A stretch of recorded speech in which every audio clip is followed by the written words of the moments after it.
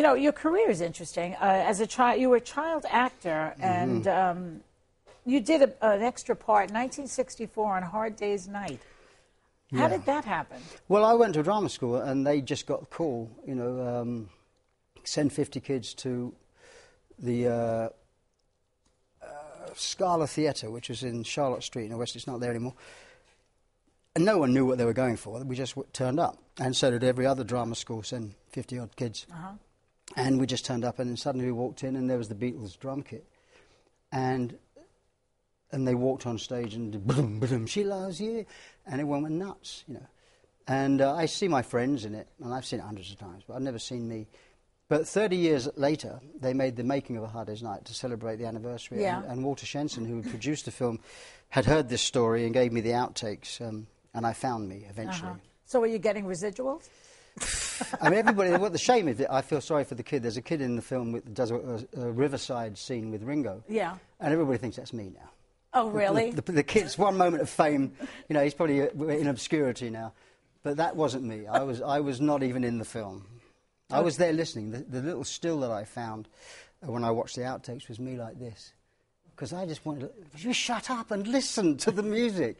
You know. So you had your calling. I always say that people know what they should be in life. If you look back at when you were 10 years old, what did you want to do at 10 years old? That pretty much tells you what you should be. Yeah.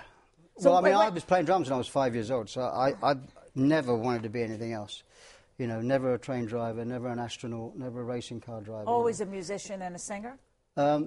Well, no, I never wanted to be a singer. It was just, or a musician, just a drummer. But the drums, that's an interesting story. What happened to your hands that, I read something about your hands. I don't know what happened, but the long story short is that I don't really have, I can't feel the end of my fingers, which means playing. I don't have the strength in my fingers that I used to have. So when I made this record, I had to tape the stick to my left hand, which was a very different sensation after having played since I was 5 years old. But we finished the record okay, but you know. Yeah, but you had to tape that's interesting. Yeah, I don't know whether it's going to be, it'll write itself or not. But no, we're philosophically adjusted to the idea.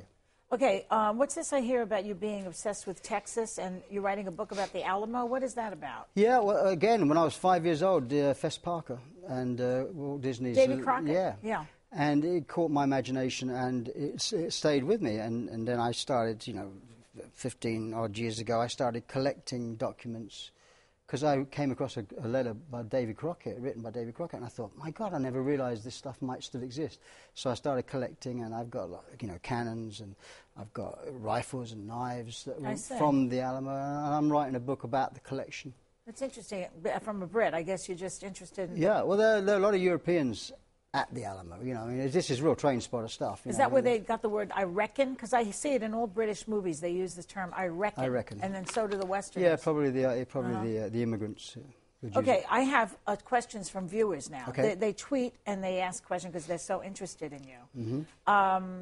Will there be a Genesis reunion with Peter Gabriel? He's also a great musician. Yeah. No, he's fantastic. I love Peter. And well, you know, if that's been talked about for quite a few years now, and with the you know, the advent of this problem with my hand, my job would be as a drummer. So that's out. That's out. Yeah. Okay. How about American Idol? People want to know, if they ever asked you to be a judge there, would you do it? No, I think I'd draw the line there. Why? I don't think it's a civilized way.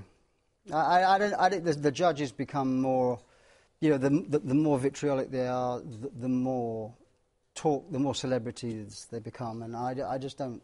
I don't like it that much. Okay. What about Dancing with the Stars? Are you Twinkle Toes?